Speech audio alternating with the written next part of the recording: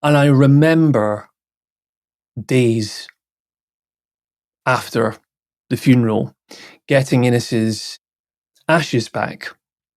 And as a precursor to that, we obviously needed to select an urn in which the funeral director could store his ashes. And I looked through this catalogue, my wife and I were looking through it together, and my eyes just trained in on this golf-themed urn. And I looked to my wife, and we locked eyes, and Kim said, "Kris, no, just no." I cannot even believe, looking back at it now, that I thought that was appropriate to store my son's ashes in a golf-themed urn.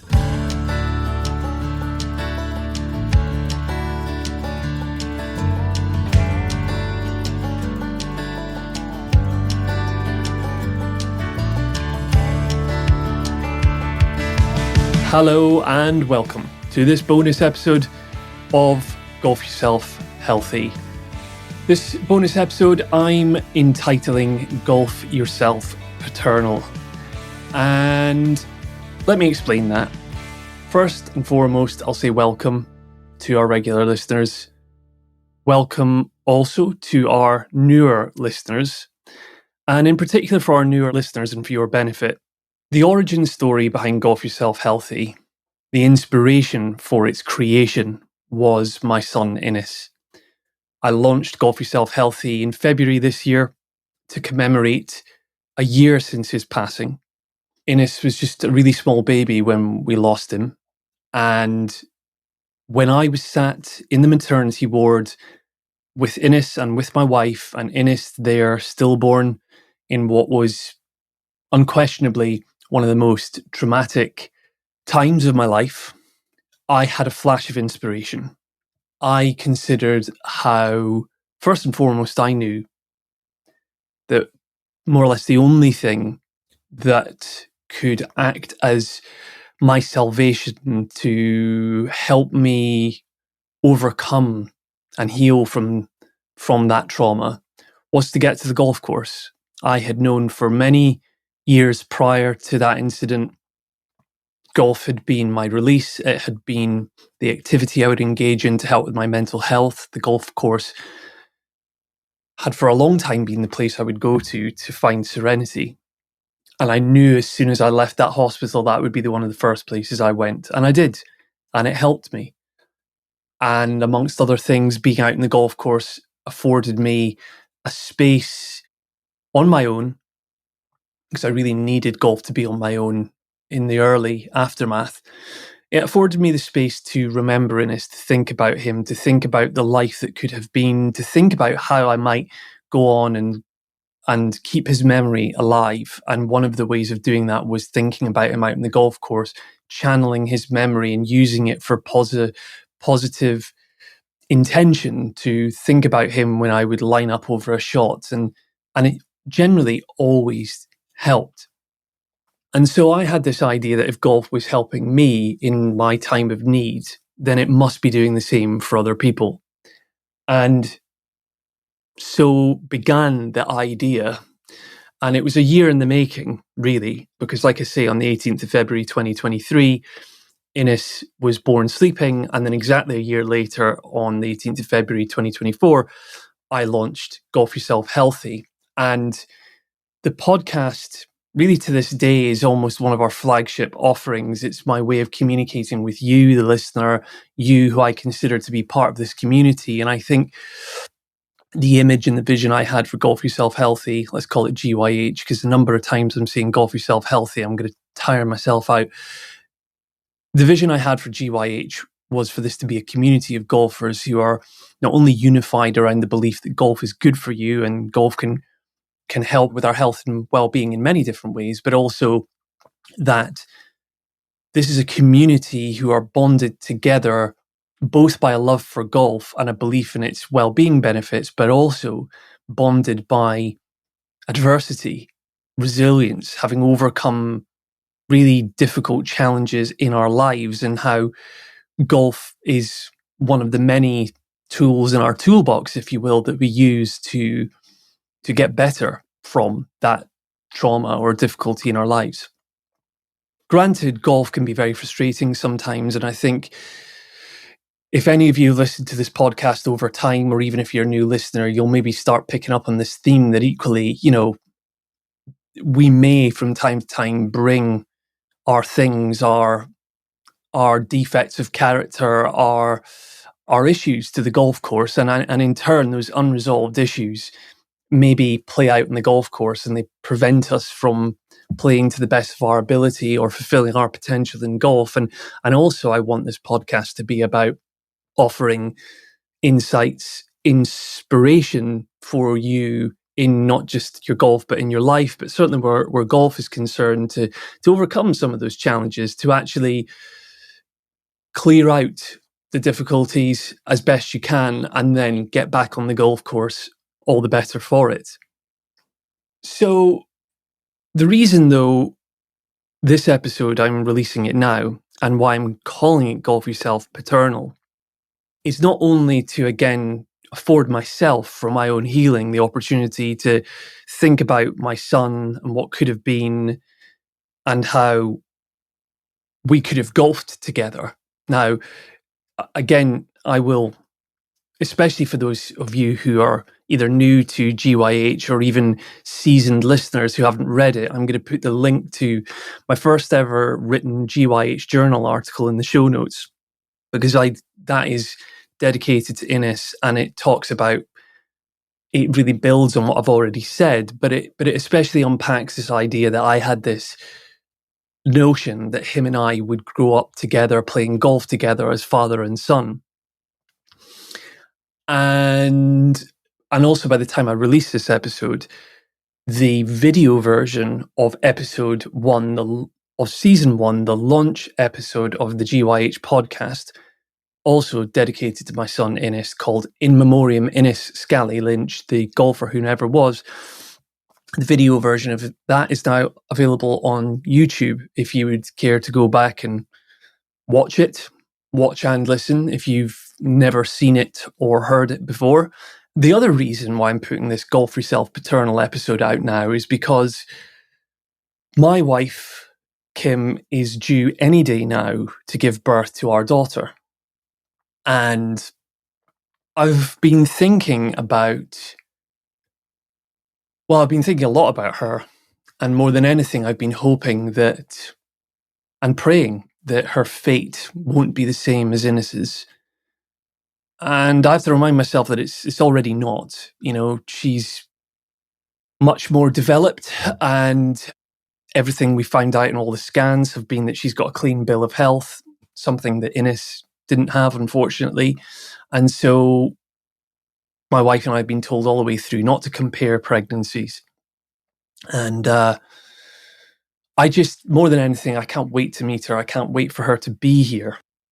But much like I thought when I first knew Innes was coming into this world, I thought, will he be a golfer? And I'm thinking, will my daughter be a golfer? And I wanted to unpack this idea about being a parent first and foremost, but being a golf parent, or rather a parent who harnesses hopes and dreams and ambitions of getting their child into golf and being out in the golf course together with their child. And I guess I just wanted to first of all share how, in the time since losing Innes, I do consider myself a parent, because although he wasn't born into the world in the way that we would have wanted him to be, he was born and he was here, and I'm his dad. And I just get so much out of keeping his name alive. And, I always think about the child he would have grown up to be. And I do think about if we had been able to play golf together. And I just wanted to share these couple of stories with you. So, first and foremost, given that not only did I decide after losing him, I've told you already about going out in the golf course and healing and all the rest of it, but I'll never forget the day we had his funeral. And it was a very, very small funeral service at a crematorium about 40 minutes from our house here in Wales. Very small, immediate members of the family that attended it. And it was, if memory serves me, it was towards late February, early March, perhaps, last year. And the funeral car came and picked us up. It was a beautiful winter's day. Here in the Welsh countryside where we live, the hills were snow-capped everywhere. And I remember the funeral car driving us to the crematorium. Funeral cars drive carefully anyway, but we were driving even more carefully because of the weather conditions. And we were taking it all in. And there was a serenity that came over me that day. And as we drove into the grounds of the crematorium, we came off this roundabout. And would you believe, right next door to the crematorium was a golf course and a driving range. Now, I think to myself, what are the chances of that? Those of you listening may go, Kris, I know of plenty of golf courses that are located next to crematoriums. Well, I don't. I'd never come across that. And personally, I am a believer in signs from God, signs from a higher power. You may not believe in that, but I do. And I thought to myself, this is a sign. This is bizarre, you know. Now, I've never been back to, well, in fact, I've been back to that general area, but I've never played at that golf course. I'd love to someday because I just would love to soak it all in and just be back in and around the place. Innes's last place before he was cremated. We have his ashes here in our house. And I'm going to come on to that in a minute. But, you know, Green Meadow, I think that golf course is called, and it's in the Cwmbran area of Wales. And so that was strange enough. But some days or weeks following that, when we got his ashes back, and I remember days after the funeral, getting Innes's ashes back. And as a precursor to that, we obviously needed to select an urn in which the funeral director could store his ashes. And when we'd been presented with this catalogue by the funeral director of the urn options, I remember looking through them with my wife. And as is the case with urns, there's some more traditional ones that have no particular distinguishing features about them, shall we say. Wooden ones, very, very basic. But there were some other really, really colourful ones. And I looked through this catalogue, my wife and I were looking through it together, and my eyes just trained in on this golf-themed urn. And I looked to my wife, and we locked eyes, and Kim said, Kris, no, just no. And she was right to do so, because I cannot even believe, looking back at it now, that I thought that was appropriate to store my son's ashes in a golf-themed urn, because it is one thing me remembering him and channeling his memory through the means of GYH, but then to store his ashes in a golf-themed urn is probably a stretch too far. And the most important part of that, in all seriousness, was the only person that really would have been serving was me, selfishly. And it also makes me think about now, with my daughter due to be born any day now, I need to perhaps get some perspective around what I want for my child. Because I've learned through the life and times of Innes that we don't get what we want always in life. I would have wanted for him to be healthy and free from the heart complications that he had, but that wasn't to be. I would have loved that he would have been here and we could have played golf together. That was not to be. There are more important things in life than getting my child into golf. the most important thing is I'm a present father. I'm there. I support my wife through the birth. And I'm just the best dad that I possibly can be to my daughter when she gets here. But with all of this in mind, I did think about, and so in one of the most recent episodes of the GYH podcast, guest episodes with Dr. Ian Peake, who is an elite golf performance coach, that's season 2, episode 10, I asked him this question about how can any of us be the most supportive parent that we can be towards our children, particularly as it relates to encouraging their participation in sport. Listen to this. This is what Ian had to say. Just because you've got a boat doesn't mean you need to go sailing every day. You know, the club's in the corner of the room, and there are not many us. We don't have the right to try and make them like us and like what we like. They'll develop. You know, as kids hit teenage, as puberty, they'll become more focused. They'll make a decision. They'll probably, they should try a lot of sports when they're children. They'll make a choice. I'm going to specialise, or I want to quit. I want to be good at something, or actually I can leave this. And we've got to go with them in the journey, always listening. Just because you've got a boat doesn't mean you have to go sailing every day. I just love that. And, he talks about the golf clubs in the corner. We don't have the right to make our kids like us. And I think that's one of the biggest lessons I'll take away is, and try and apply in my parenting. It's not all about me. I have to allow my daughter the freedom to decide the things that she likes. And maybe, sure, I can introduce her to golf by all means, but I mustn't force her to like it. Because actually, if I try and do that, she'll probably resent me and really, truly dislike the game of golf. But if you were to listen to that episode with Ian, he goes on and he explains that it's about creating that environment, the social setting for your kids to go into a sport like golf and try it out on their terms, etc. But yeah, not trying to mold our kids into being a mini version of us. That's one of the biggest things that I will take away, and I'll try applying in my parenting. So the last thing I'm going to do is sit here and preach to any of you and tell you how you should parent your children, because I'm in no position to do that, because I'm learning, or I'm certainly about to learn. And so actually, do you know what? If anything, here's my call to action to you, to the GYH community members, to the GYH listener.